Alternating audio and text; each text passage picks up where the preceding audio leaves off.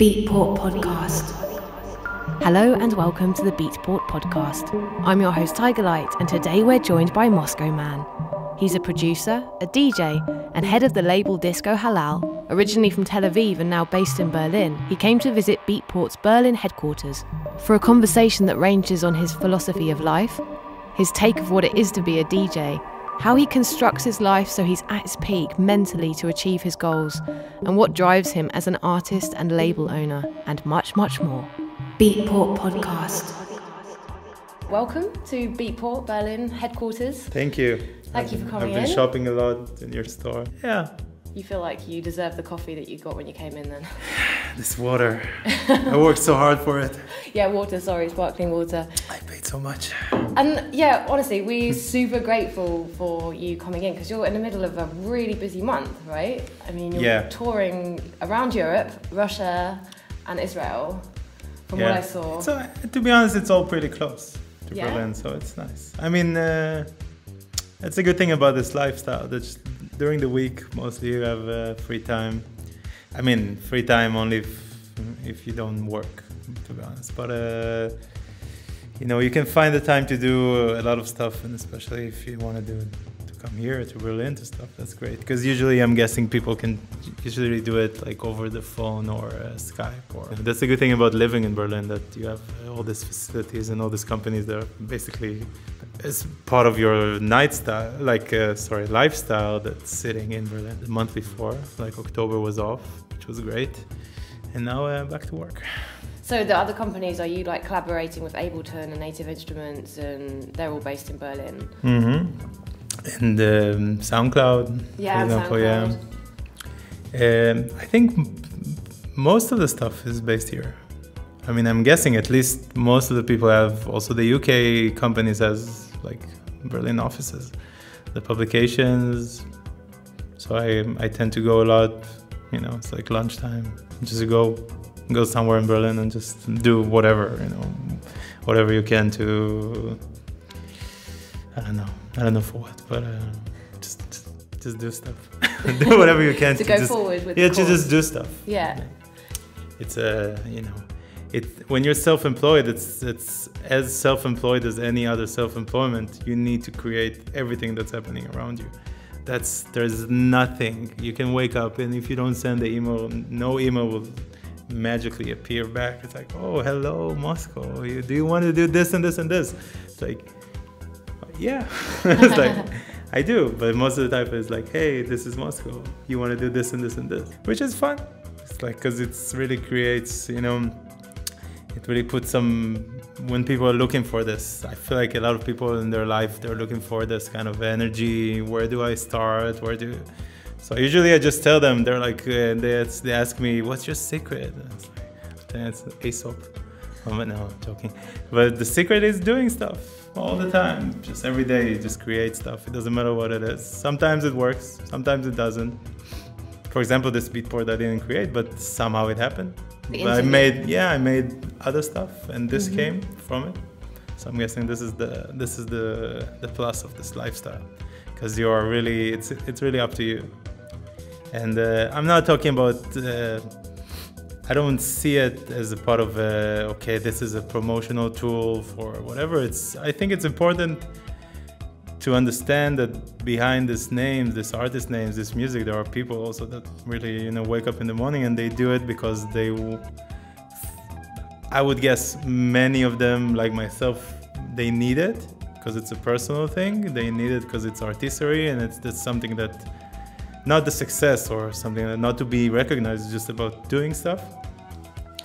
But also it's just important to be heard and to be part of, put yourself in part of a society, because when people listen to you, or when people, they hear what you say, they feel closer, and, I'm guessing this makes it more interesting. Yeah, to know that there's a person behind the brand. Do you feel that you are hustling as hard as you were at the beginning? Do you feel like it's changed? I mean, now that you're really making a mark, like your label Disco Halal is really well known, like you've got a lot of respect, and gigs all around the world. You know, do you feel like that hustle has slowed down and you can kind of be more inside your music, or do you still feel like you're like business? I'm guessing it's still, I don't know if it's 50-50 or I don't know the percentage or how much I, air quotes, hustle or how much I create. But I'm guessing, I mean, I like to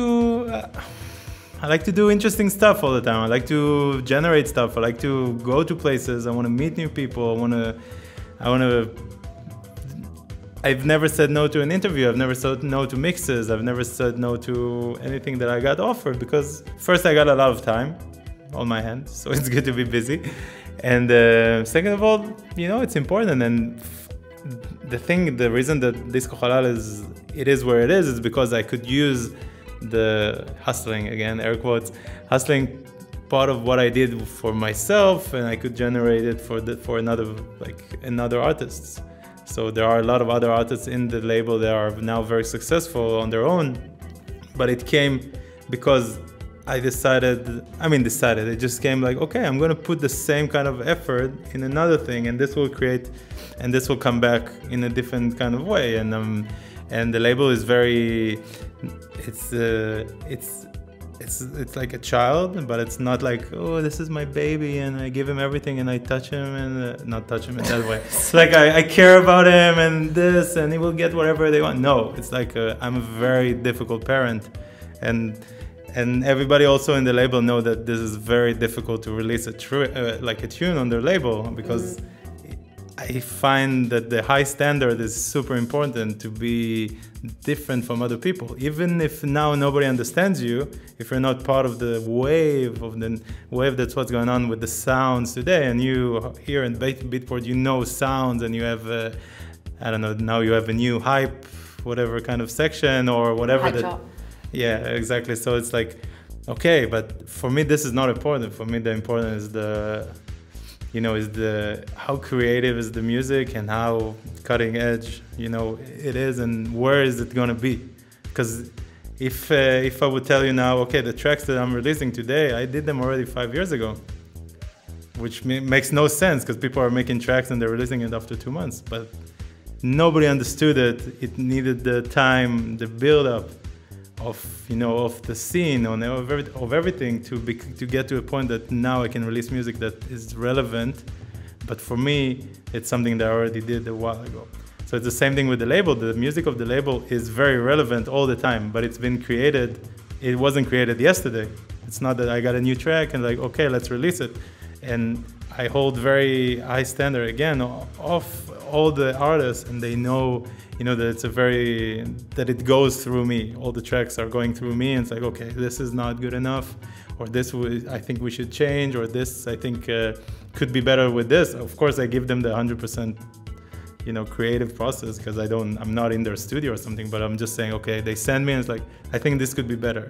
And this, I feel like what I'm getting to is that from my experience, this is where I put the energy now, because this is the new hustling. This is like the creation from other people. Of course, for myself, I still make music. I still release music. It's two different things. I don't find that it's never been like, the label has never been my personal playground. It's like, okay, let's do a label and create and do parties and put Moscoman on top. This was never the issue. The issue was I can release now records. I've created a cool branding. Let's see how it's gonna happen, and it happened, and that's it. I think this is the way to success at the end of the day. Can I ask you about the pronunciation? Disco Halal. Halal, yeah, it's like Arabic. Yeah, Halal. Yeah. I said halal. Halal is good also. Yeah. It doesn't matter. It means space in Hebrew. That was the joke. It was the double entendre. Space, yeah.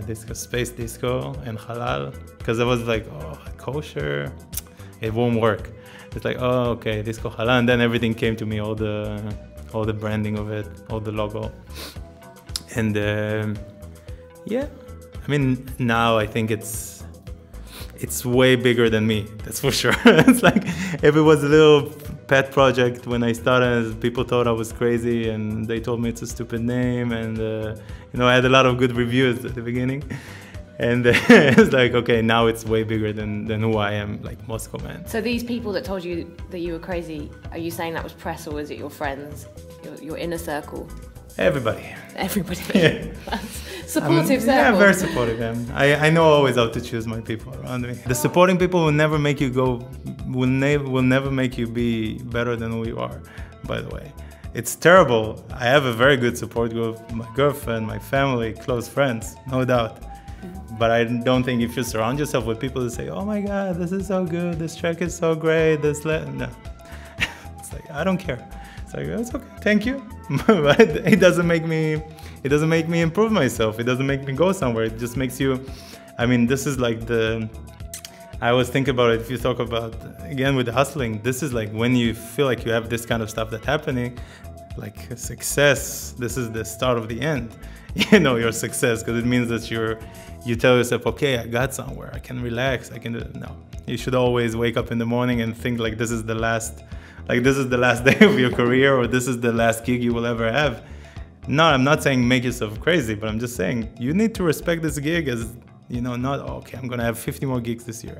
This is the most important gig. This is the most important release. It's not that I'm gonna have 5 more releases and they will be better. This is important. And it's always this point. And this is the way to, I think, to enjoy stuff also, because this is like, okay, I'm enjoying the moment and where I am. If it's good or bad, you know, time will tell about the stuff. But you know, I feel like this is the important part, just to improve and to be in the moment all the time.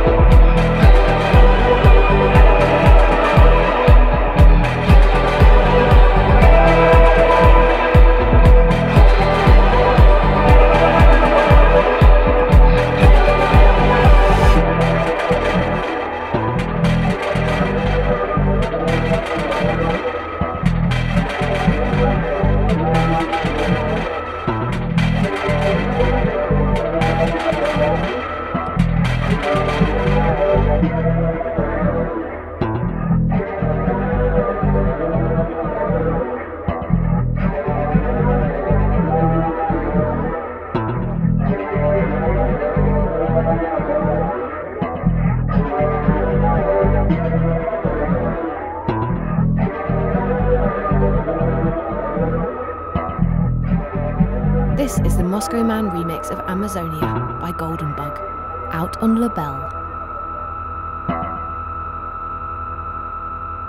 So you've got a close group of people around you, and I was interested when I was looking at the press release for the label. It talks about a closely knit community. Do you release people only that you know within your community? At the beginning it was that. It was mostly, I created an imprint for people without voice. It sounds very sounds like a very kind of charity work or something, but it's not that. It's a fun thing. And so at the beginning it was that, and the group got bigger, yeah, and the music taste changed, and the sound changes, and it's evolving all the time. And now a lot of people I didn't know at the beginning that I felt connected to musically became good friends. And then, it keeps changing all the time. You keep meeting more people, you keep going to new places, new people sending you music. I was just I met a friend now for lunch, and I was like, I was explaining, he has a label, and he asked me some stuff also, and I was explaining, I'm listening to 20 new tracks a day, more or less. And this is not like a fairy tale. It's like, one, and then there's this one. No, there is one out of 2,000 tracks that are okay for me. This is something that it's not that I didn't hear, and it's like, this is so special, but it's like, it's just different. Also, you can hear the producer that he knows how to produce stuff, and there will be more stuff, because all the people that I've released are very, very good artists. It's not like, okay, people send me one track and I'm like, okay, I gotta release this track. This is gonna be the best track. I don't care if he doesn't have 50 more tracks. This is what I feel about myself also. I have a good track, okay, next track, what about the next one, the next music, the next stuff that you make. So these are people cold calling, submitting, that you don't know? Yeah, a lot of them, yeah, now are people, I'm adding new people. Now I know them, I met them, I went to see them, because I'm very I'm interested in their life also, and I'm interested in their artistic life to see, and we try to make music together, and this kind of stuff, and to create this kind of family, which is like a big family at this point, but not big enough, but a big family. So you're listening to 20 demos, unsolicited demos a day? Yeah, sometimes I get bored. No, and then I open, there is like the label email, and I open it, because I have you have like 5 different emails, so it's like I open it, and it's full, and on SoundCloud and on Facebook, and on my personal SoundCloud and my personal Facebook, and on Instagram, and on everything I get sent like demos, which is okay. It's great. The more people send stuff, the more I listen to stuff. And there is one out of, I was exaggerating with 2,000, but one out of 500, 600 tracks are pretty good. In general, it's very difficult to find music. I mean, also as a DJ, it's terrible. I don't know how people find music, because one of the reasons I make a lot of music also, it's the fact that I can't find something that I really enjoy to listen to, and so I try to make something which is in my style of DJing also. But I feel. I mean, at the beginning I thought it's pretty demoralizing, but now it's great, because most of my sets when I DJ, it's I would say it's 75% music of the label that will be out or is out already, and another 15% of my music, and another 10% or 15% of there's too many percents, but let's say another 10% of music that friends send me, like in general, like their music, which I think it's it's way more interesting for me than playing my own stuff. How do you organize your tracks when you, like in Record Box, if you're not using vinyl? Just to be honest, just by names of the places I am, and I invent stupid names for the cities. Yeah, it doesn't make sense. The folders, gig? Yeah. For each gig I just put stuff. Either I put stuff that really worked in the last gig and then I want to play again. So it's either that, or I go to the history and I check the histories. And then I just add. I don't add a lot. I add maybe before every gig, maybe 2 or 3 tracks or 5 tracks, new tracks, and then maybe I would play 1 or 2. I don't believe in playing new stuff all the time. I believe I always go, I had a mentor when I was young, and he told me, never add more than 2 tracks to every set. It's like, I was like, why? There's so much good music, cool music. And then it's like, and I hated it when he said it, because it's very boring to play like this. But at the end of the day, I'm going to like the Rolling Stone kind of vibe. They always play the same music, and it works, you know.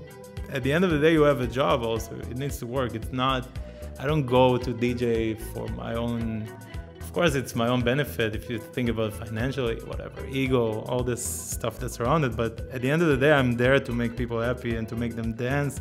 And if you don't do it the best way you can, the best way you can is to know what you're playing.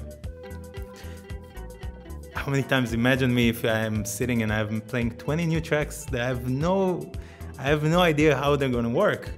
So I would lose all my confidence when I'm DJing. And when you lose your confidence, and you see it when a lot of DJs don't have confidence, the crowd loses confidence, and then it becomes like a big mess. Super awkward. Yeah. So, you know, one time we laughed that to be a DJ, it's like to be a captain of a ship, but in the dark, without any controls.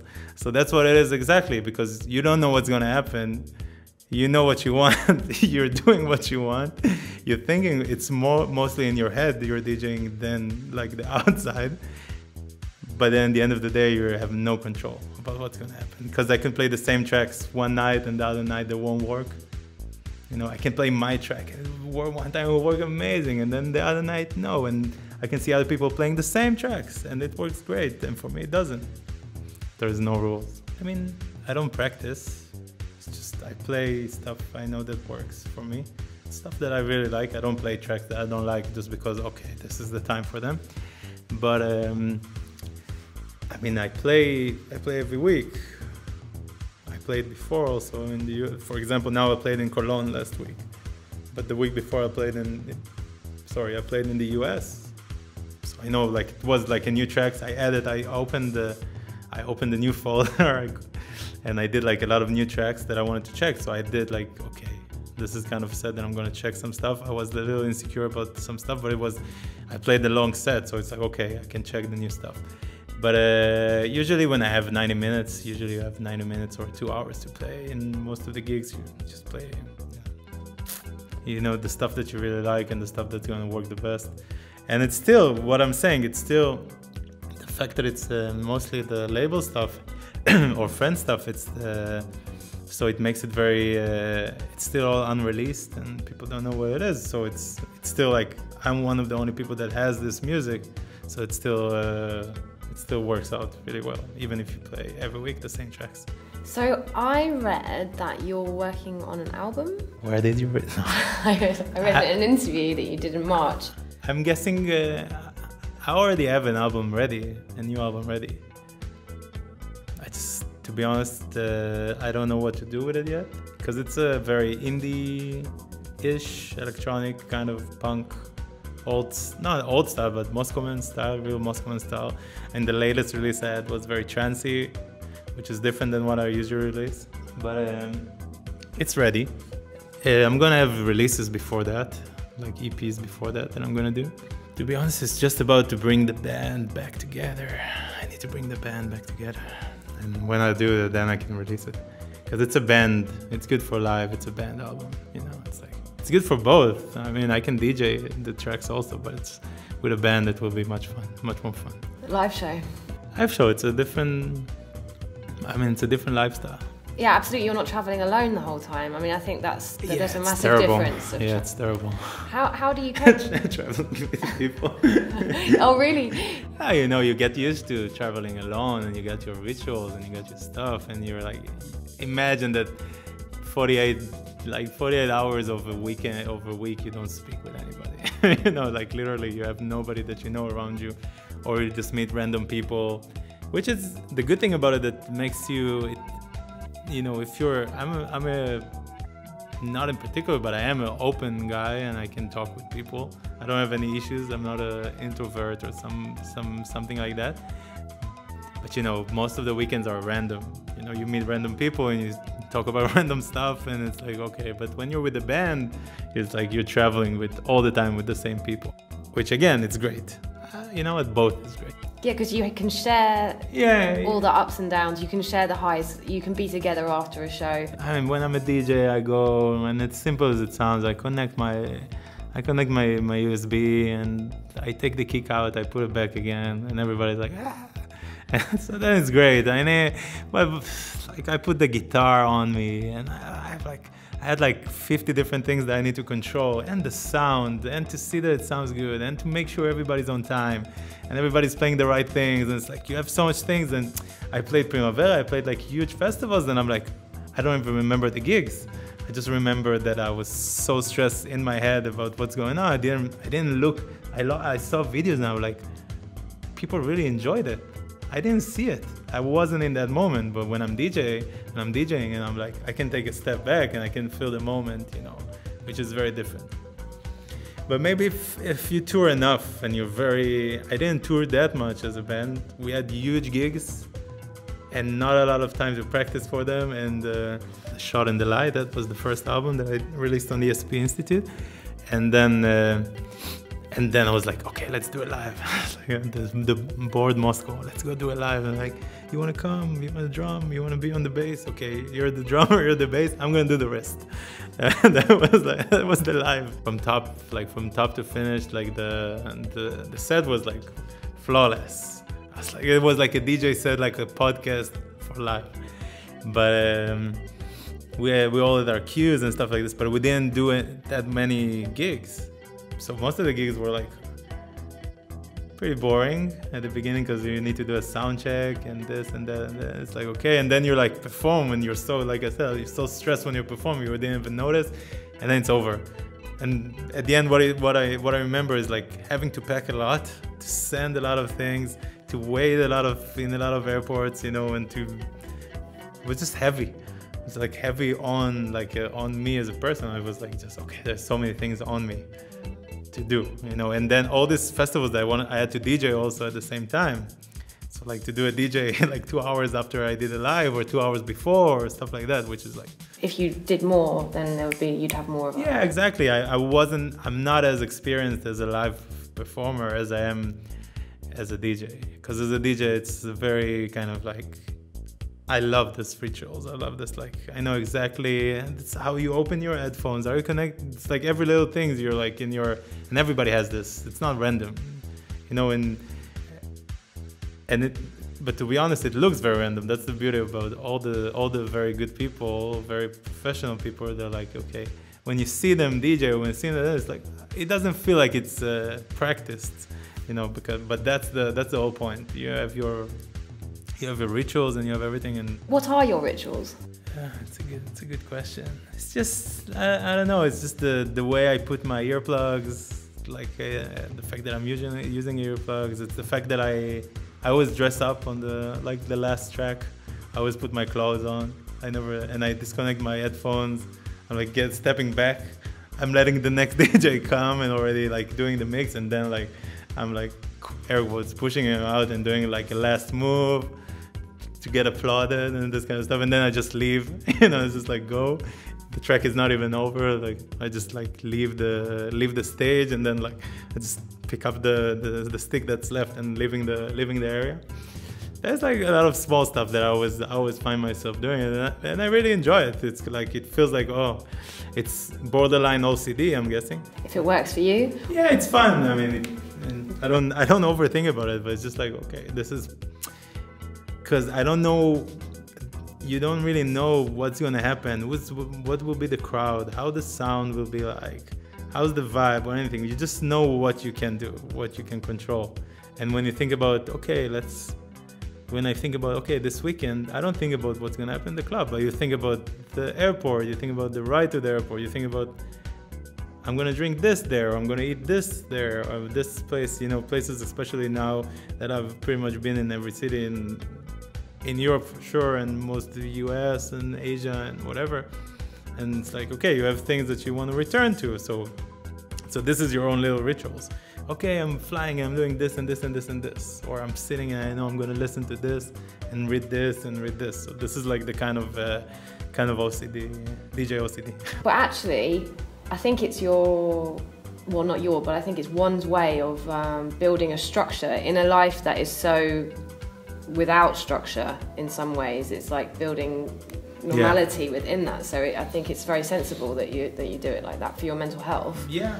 I mean, there's been a lot of talk about DJs and their mental health, you know, this year. We're all crazy. Everybody's crazy. Everyone's different variants of crazy, for sure.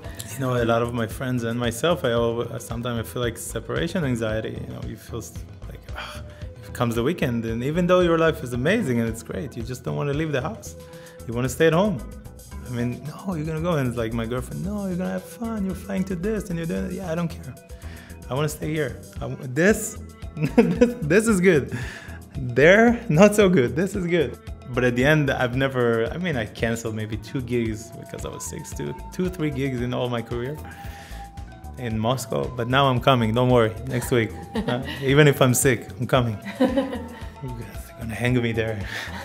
And I'm saying like, it's very natural. Sometimes you just don't want to go to work, even if you have the best job. It's normal. If you want to go all the time, something is wrong with you. It's like, no, I want to know. It means that it's not, I don't know. For me, it means like, it means that I'm not that serious about something if I can do it all the time. You know, it's like if you want to do something always, it's something that's not going to stay forever. Because it's like food, you know, when you find a new kind of dish and it's like, oh, I'm going to eat this every day from now on. And then after 2 weeks, you're gone. It's gone, even if it's the best thing you ever tried. If you don't have this kind of anti or whatever kind of hatred towards the things you do, you will never be able to do it for a long time. And that's what I feel, at least. Do you feel like the anxiety that's within it sometimes is also like pushing you to want to carry on, or to kind of like get comfortable within that feeling somehow? Like it's challenging you, so you're like, right, I'm going to keep going with this. Sure, there's a lot of anxiety and there's a lot of stress, but it's not, I don't think it's the good reason to do what you do because of at the beginning it was jealousy. You know, it's like you're looking for fuel, you know, why to succeed in life. There's a lot of reasons to succeed in life. So it's like jealousy is a good fuel. Hate is a good fuel. Underappreciating other people, it's a good fuel. Thinking you're better than anybody, that's a very good fuel. And I think I had this 3 years when I was I wouldn't say egomaniac, because I was never bad to anybody. I was never dishonest, or I was never trying to, but I was very into my success. I was very into this, I can do it also to prove myself and all the rest in the world. Moscoman, he can release in big places, he can play in every club, he's the best DJ, whatever. You know, this kind of, but when I think about it today, it's like, okay, that's a good reason, but how much can you enjoy this reason before it becomes something that kills you? And then I had like a period of time that I was like, okay, you need to do the transition between the reasons that brought you here than the reason that got you to make what you're doing. And the reason that brought me here, and this is why I've put a lot of effort in the label, it's the music, and it's the people I meet, and it's the music that I create, and the whole artistry about it. Of course, the lifestyle is of being a DJ and going to Ibiza and doing this and getting a lot of money. It's great. But if you tell me if this is the life, like kind of life, what's like the reason or the coin of life or whatever you want to say it, I wouldn't say that this is the reason that I'm doing it.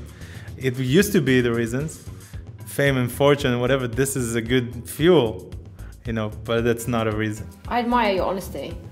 Thanks. I hope it won't backlash at me. No, it's really good. It's really good to.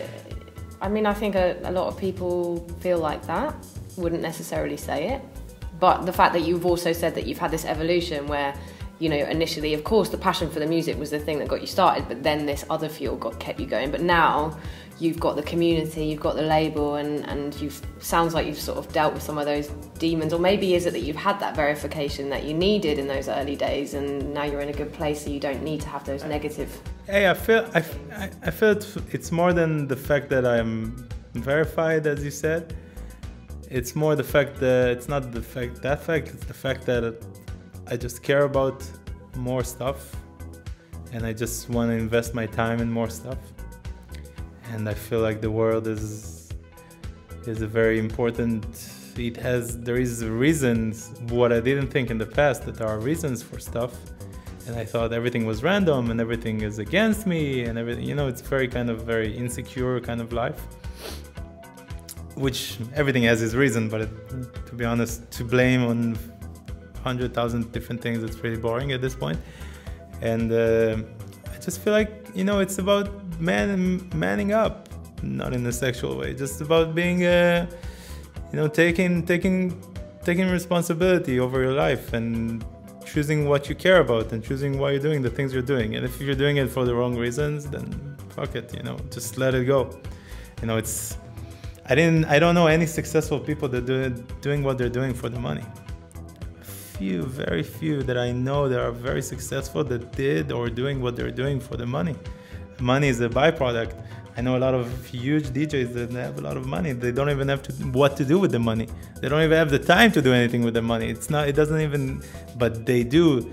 But the people that do it for the right reasons, you see that they invest their money back in this community, and they invest their money back in other artists, which is what's important. You know, to build, I think, in general, worldwide, what's important and what's we're missing, it's a community. So I can't do anything to change the world, but I can change my world.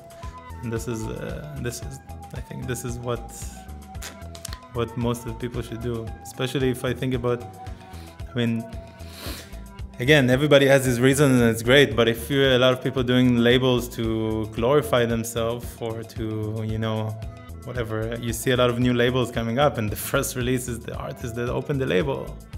So is that the reason why you initially weren't going to release yourself on Disco Halal? I still don't want to release it there. You put the I Run track out, which I really like. It fitted the label. It was like there was no other place that wanted to do this record. It's like, okay, this is a Disco Halal. It's like Disco Halal record. But no, to be honest, the first 2 years nobody even knew that it was my label. I didn't care about it. I still don't care about it too much. It's as much as mine as much as Simple Symmetries or Talki or Chaim or all the guys that they have their own. For example, Simple Symmetry, which are from Moscow, they have their own scene, a bigger scene than what I have or what I experienced in my life, and there are Disco Halal there. And I don't know, I can't even say how many shirts we're sending to Russia. You know, when people are wearing shirts, when I get to Russia, it's like, okay, the boss. It's like, but who is this guy? It's like this random guy. Who cares about bosses of labels and stuff like this? Nobody cares about it. And they have their own community because of it. And there's a lot of it. And I see it's way bigger than I see the demographics of it. It's in places that I've never been. You know, it's in countries I've never been. There is like a huge turnout of, you see where the records are selling. I can see all the sales of everything. It's like, okay, this has nothing to do with Moscoman. The only thing that you are part of is selecting the right music for it and running it to the best of your degree. It's like it's the best you can do.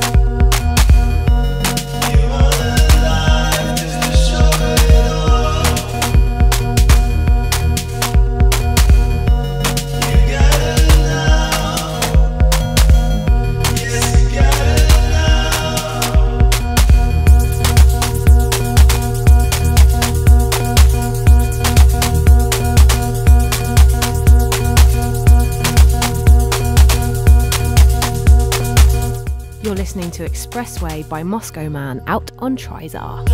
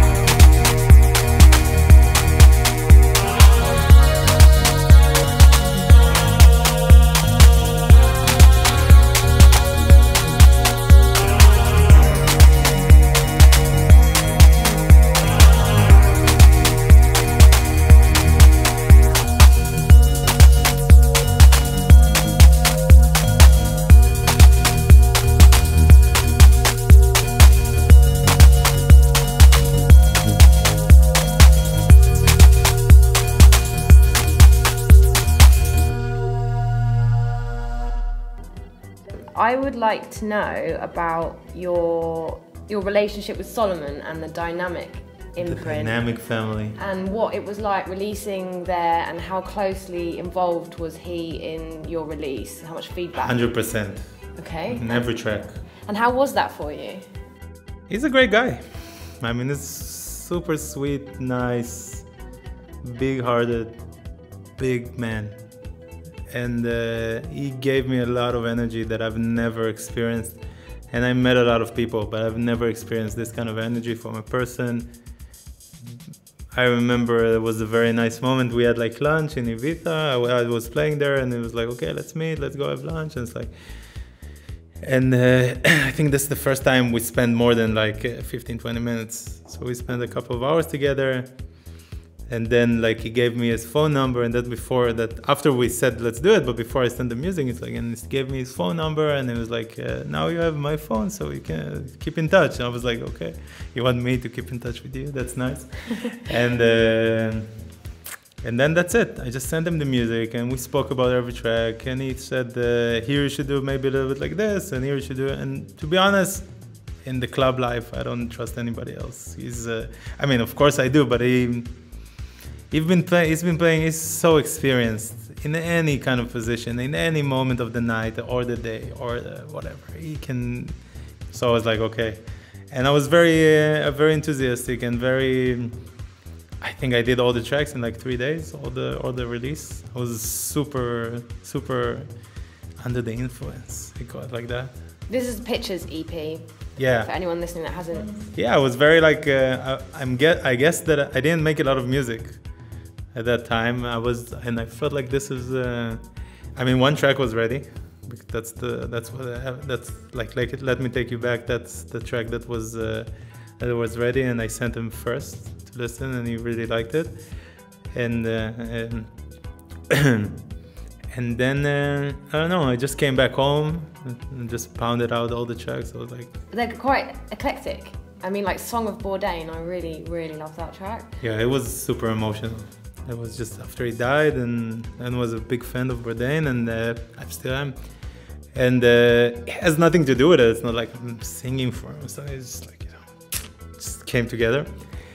And yeah, I think it's really, I mean, he wanted to do a picture, and he sent me the brief for the picture, and it's like to show an artist's kind of styles and whatever, and that's what I did. It's like there's different styles. It's very, from one hand, very eclectic, very uplifting, trancey, kind of old school, like end of the 90s, which I really like.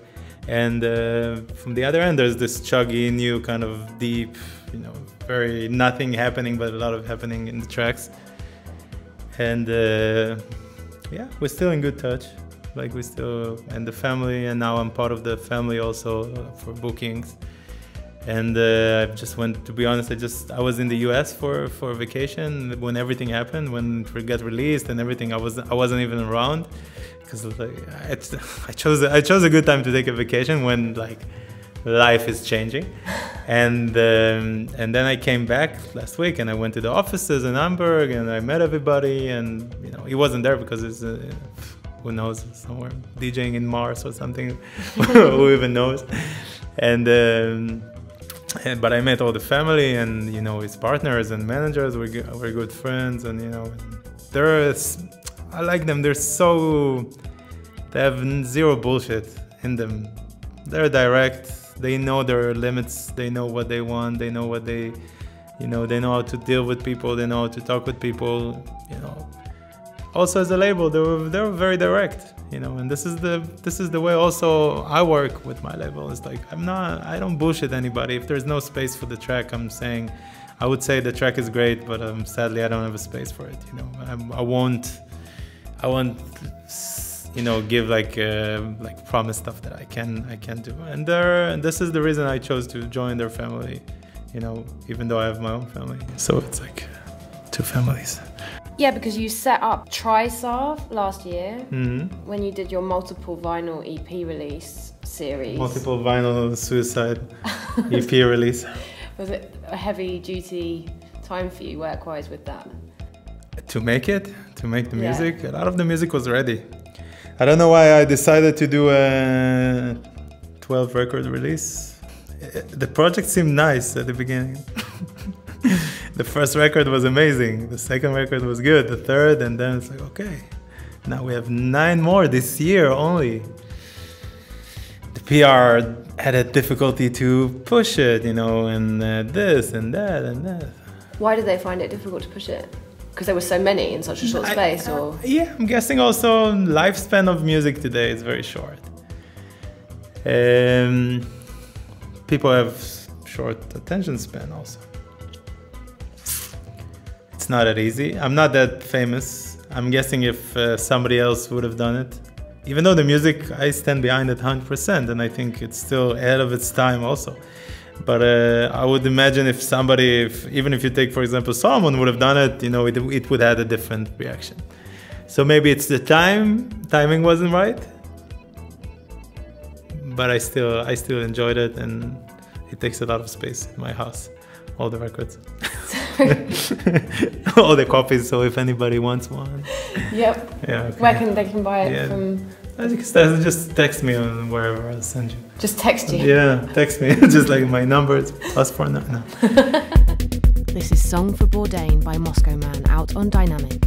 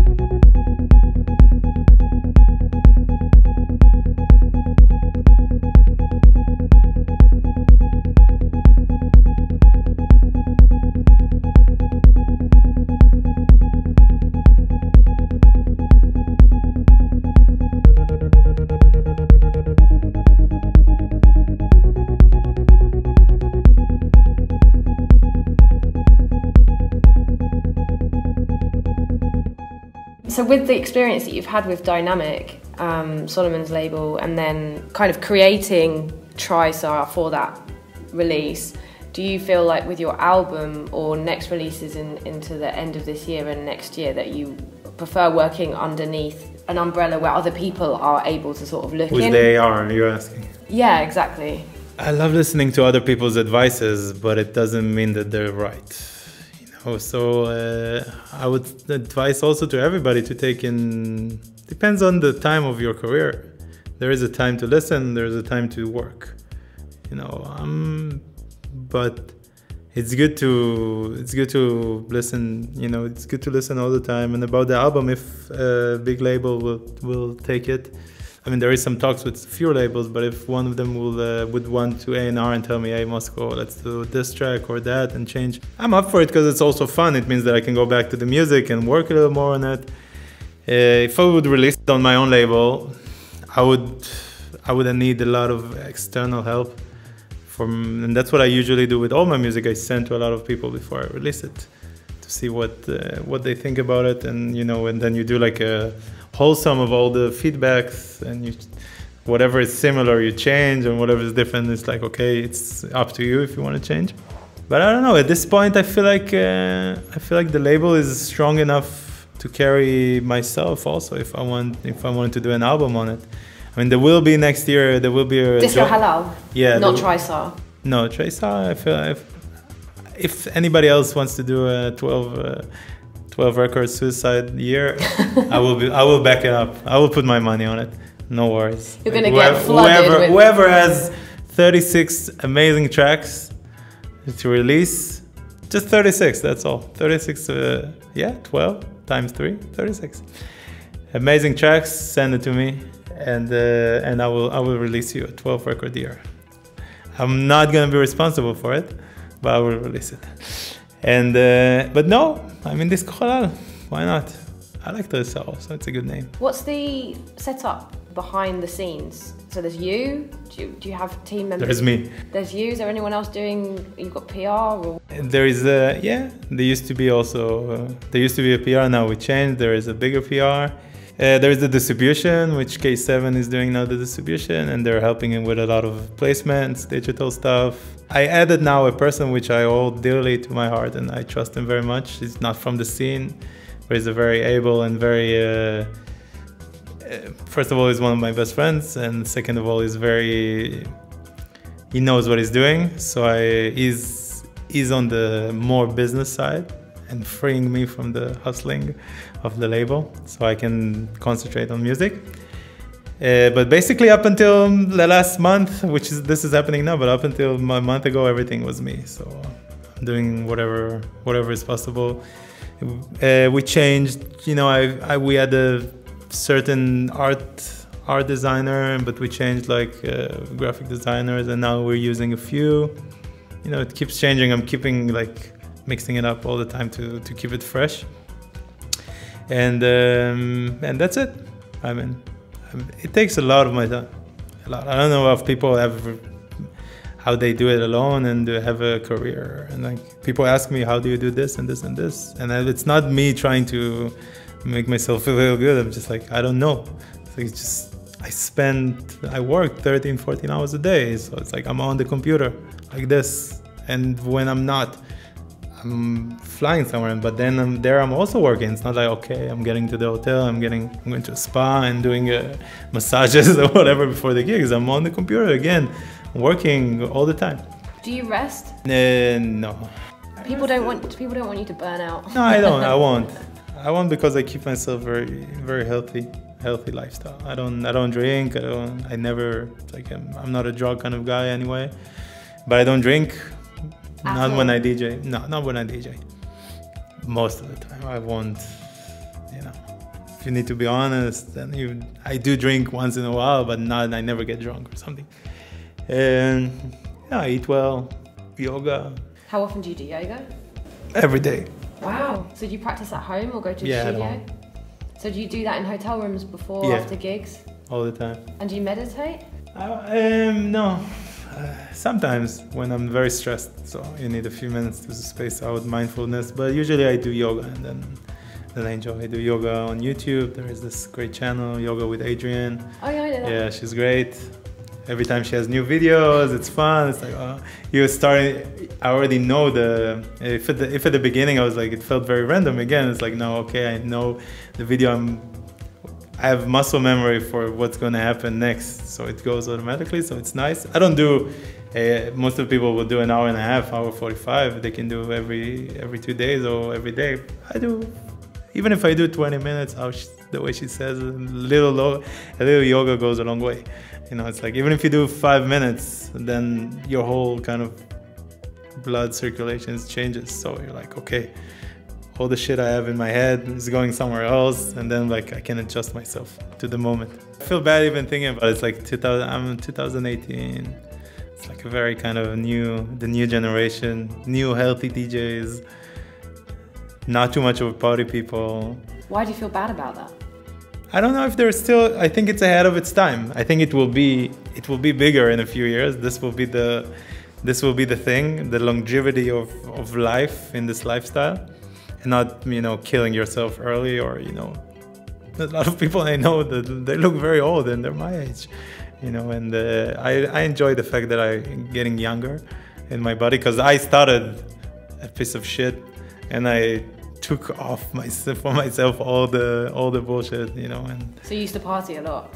Yeah, I used to love to party, and I used to go out all the time, and I used to drink all the time, and you have a lot of poison in your body, and you eat meat and you eat shit and fried food and this, and you have literally a lot of poison in your body, and it comes out everywhere. It comes out when you speak also. It comes out, you know, and then it makes you who you are, because you are what you eat at the end of the day.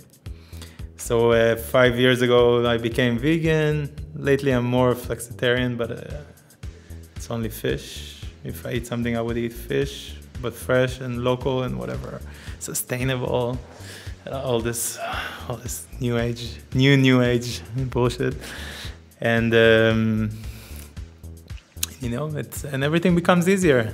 I don't need to sleep that much on the weekends, and I still survive. I can perform. I was 40 days in the US. I came back. I didn't even have a jet lag. Wow. Yeah. So you're doing yoga, you're flexitarian, you're not really drinking.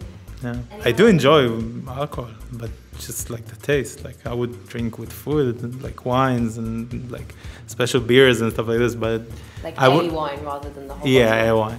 Yeah. Bottle of wine. No, I'm not. Yeah. It feels bad because I feel like I'm saying a lot of no's. So if promoters listening to it, if I say no to a drink, it's not because I don't want to drink with you. I just don't like doing shots or stuff like that. It's not my style. Like, it was my style, but, you know, people change. The thing is that most of the people don't know you, or the people from your past, you know, they don't know you've changed, you know, and stuff like that. So, you know, they try to put you back in your old ways. It's not their fault. It's just they don't know different, you know. But I know different. So it's me. It's not you. It's me. It's like, if anybody hears about everything, it's not you. It's me. Do you feel pressured to drink in those situations? I wouldn't say like peer pressure. It's not high school, you know. You're still old. Like, we're still old and mature and whatever. But yeah, sometimes I understand it. Also, it's not that nice. This is the lifestyle. It's a nightlife. It's about drinks, it's about drugs, it's about, you know, it's about whatever sexual being you're into. It's about, you know, this is what it's about. You know, we cover it with, oh, we're an artist and there's music and we make music and I do yoga and I sleep and whatever. But at the end of the day, it's very hedonistic kind of lifestyle, you know, and these are the people that pays your rent. So I do appreciate it. I just don't want to partake in it. That's all. For now, you know, forever. I'm done. Not having a hangover in your life, it's an amazing feeling. Yeah, 100%. Even though now when I'm hungover, if it happens, I don't feel it that much, because it's not in the same kind of, because your body chemistry changes without poison, without toxins. So it's not really in the same kind of place. So I don't know what it is. I feel weird, but I don't know that I'm hungover. And then it's like, And I'm like, yeah, I drank last night. This is what's going on. It's like when you wake up and you're like, I'm dead, my head is spinning, whatever. You don't have this. I enjoy living like this. That's amazing, and it must be so good for your creativity as well. Yeah, I'm guessing to each one is different. I feel very creative when I'm not like non-emotions, without any emotions. I don't need to be sad or very happy. I just need to have a clear mind, and then I can do stuff that I like, and then I can sit and make a track in 45 minutes, and then it's over. Like, I don't have to have something bad to happen to me, because a lot of people think that, okay, this is a reflection of a period or whatever. No, I can just make music. I mean, I don't know most of the artists, this was their job, to make their arts. It's not like, okay, my wife left me, I'm gonna do a huge... There are such arts like this, I'm gonna write the big book, but at the end of the day, it's only bullshit that you use to sell stuff. This kind of stories. The reality, you need to wake up every morning and write. Otherwise, you won't have a book. It doesn't matter if your wife left you or your dog eating your leg or I don't know, whatever. I don't know, whatever very inventive story you can create. The story is always for after. Sometimes I read the press releases on stuff and it's like, okay, yes, this is exactly how it happens. Like you woke up and you heard a bad story and then you made it. Yeah. That mostly doesn't happen, Do you feel like the best state of mind for you to make music in is that clear state you were talking about, rather than an extreme happy or an extreme sad? Yeah, when you're extreme, how can you even concentrate on anything? How can I concentrate on sitting on the computer and working? It's like if you're out of your mind. It's like you need to be in your mind to work. It's a physical work, and you need to make it. It's not like the track is coming out by itself. But I have to say that for me, the inspiration, sorry, it comes from, there is like banks. I feel like banks of stuff. Okay, I've been in somewhere, I've been through something.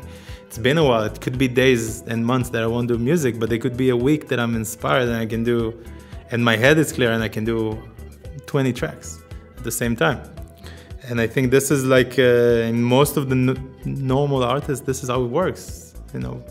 It's, if you look at it as an art. If it's a job, then you can sit every day, and I won't say that good things will come, but something will come from it. It's like, So now I feel like in this period, in the last couple of years, that I'm doing, the music I'm doing is way more, how would I put it? It's way more clear, or like that. It's like, try to be more, I wouldn't say structured or something, but just like music that I'm connecting to. I find it easier to connect to, because it's like sometimes people, hey, what's happened to your music? You sound very happy. It's like, yeah, I am happy. I'm not the most happy-go-lucky person in the world, but I am happy. I am enjoying my life.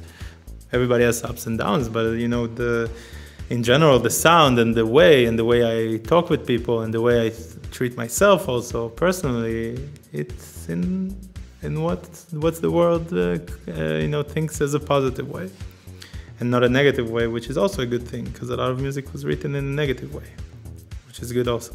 I have no problem with that. For me, positive is the way now. You're coming from a place of balance.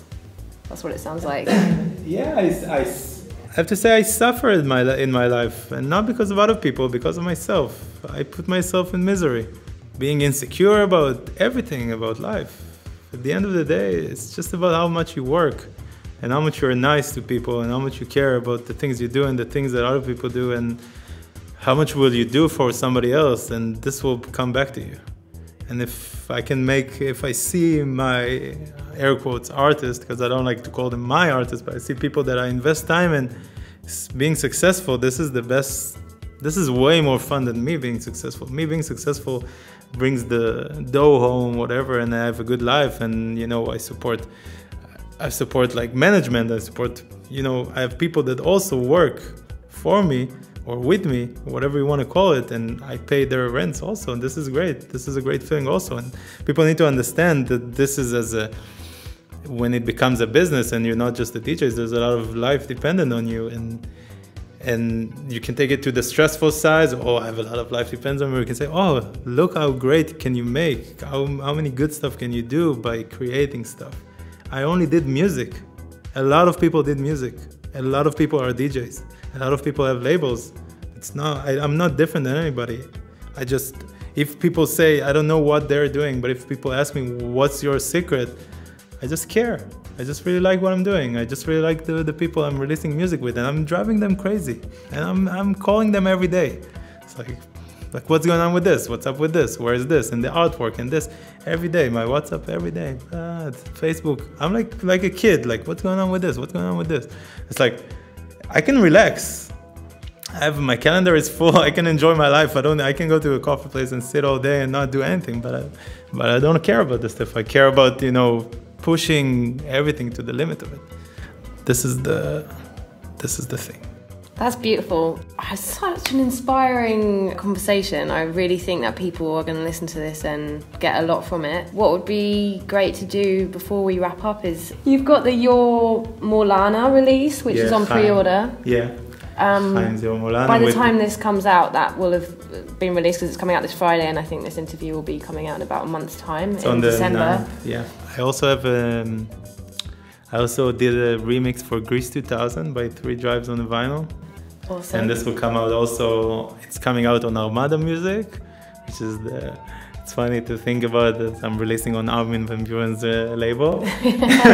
But whatever, if this is the situation in life, I'm good with it.